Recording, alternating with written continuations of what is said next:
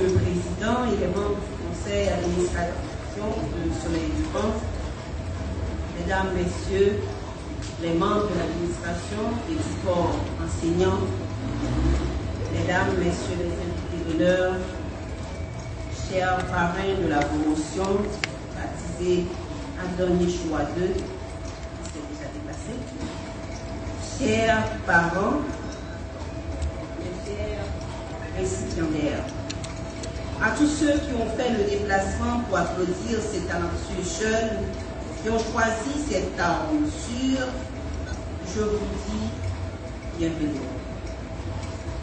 À ces professeurs qui ont bravé les dangers, les turbulences de notre chère patrie, je vous dis félicitations.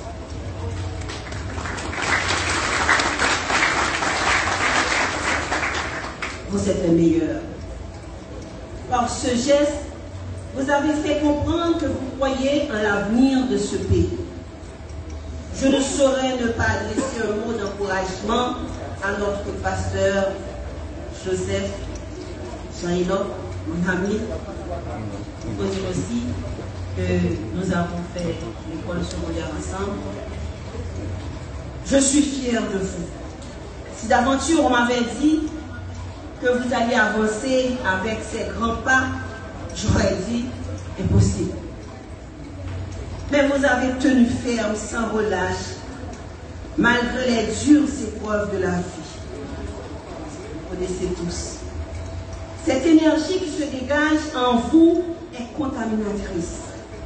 Pour avoir mené ces professeurs à dispenser des cours dans ce pays où tout semble s'arrêter, vous avez la foi. Cette foi que nous devons et prenons exemple sur le pasteur Enoch. Que cette foi continue de faire son chemin en vous, Enoch.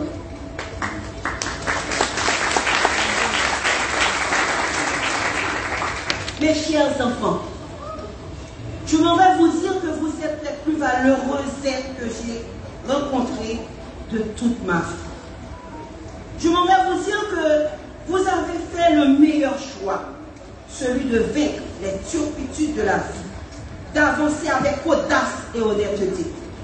Je m'en vais vous dire que l'avenir appartient à ceux qui mènent le dur combat de réussir sainement et justement.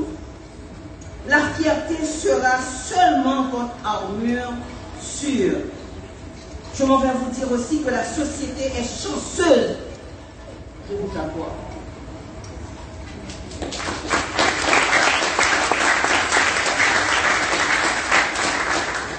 Le pasteur Enoch que je connais est un fervent combattant qui croit en l'humain. L'humain, seul garant de la civilisation. Seul maître possesseur de la nature. Un maître qui se doit de briller et de faire briller tous les composants de la nature aussi. Un métier, c'est une arme sûre. Si vous voulez changer l'environnement dans lequel vous vivez, cette arme n'est pas mortelle. Elle édifie tous les êtres auxquels vous allez faire face. Elle transforme l'être de pierre en être de cœur.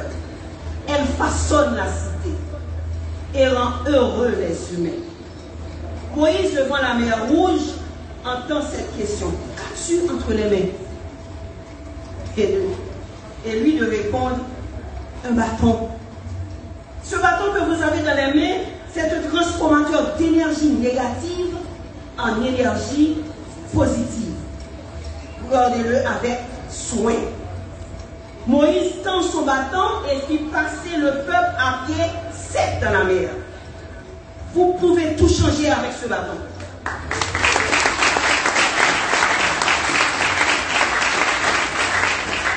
L'illustration change le bâton de Moïse en métier, ce que vous avez choisi aujourd'hui.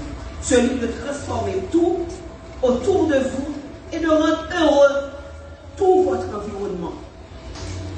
Les seuls conseils que j'aurai à vous donner, mes chers filles, sont ceux-ci. Restez vous-même. Restez vous-même tout en étant plombier, informaticien, bien, quel que soit le métier que vous avez choisi. Restez vous-même, cela signifie rester avec votre devise, votre fierté, votre sérieuxité. Remettez à temps votre travail. S'il y a un inconvénient qui fait que vous n'avez pas terminé, avertissez votre employeur. Faites-lui comprendre que vous n'allez pas terminer à temps. Il faut comprendre. C'est un être humain comme vous.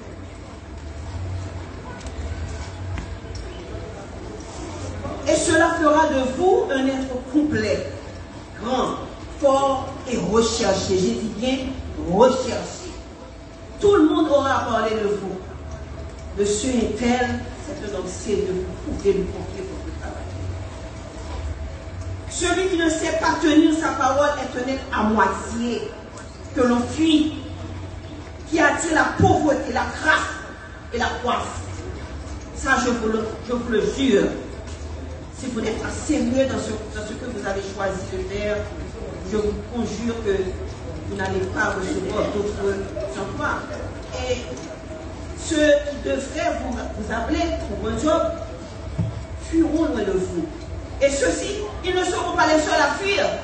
Ils commanderont aux autres aussi de vous fuir. Considérez tout chacun comme un être tel que vous, avec émotion, sentiment, quelles que soient les paroles déshonneurs que vous allez rencontrer, chérissez, agissez toujours en grand, prenez tout, consumez tout et agissez en sage. Les mots blessants attirent le chagrin, la douleur, mais une parole douce calme la fureur. Agissez toujours de manière à rendre joyeux tout ce qui s'approche de vous. Employeurs, employés, vendeurs, boss qui seront votre compagnon. Donnez toujours le meilleur de vous-même. Visez l'esthétique et l'excellence. Quelle que soit la personne pour qui vous allez remettre un travail, visez l'esthétique et l'excellence. Ne dites pas c'est un employeur assez maigre. L'employeur assez maigre peut vous donner l'employeur plus généreux. Enfin, mes chers filleuls, chers membres du conseil administratif des enseignants, invités d'honneur, je termine pour vous dire que la valorisation de ces initiatives est plus que jamais importante, compte tenu de la détérioration de notre environnement en tant que, alors, du point de vue ressources humaines. Je ne veux pas trop en discourir sur cette histoire de ressources humaines. Et que dans les... pas seulement au niveau, la détérioration n'est pas seulement au niveau des ressources humaines, mais elle est aussi dans tous les autres entités de cette nation. Disons plus haut, disons haut et fort, tant qu'il y a des jeunes, comme c'est malheureux récipiendaire dont je suis la marraine aujourd'hui, Haïti ne périra jamais. Tant qu'il y a des hommes, tant qu'il y a des hommes qui croient en notre chère patrie, elle ne périra jamais. Félicitations à ce mouvement. Félicitations à vous, chers parents, qui avez soutenu fermement vos enfants. À vous aussi, qui êtes aussi maître et possesseur de vous-même, qui fait chaleureusement votre cours, je vous dis aussi félicitations. Félicitations à vous qui avez choisi un métier. Soleil devant, félicitations. Soleil devant, mais.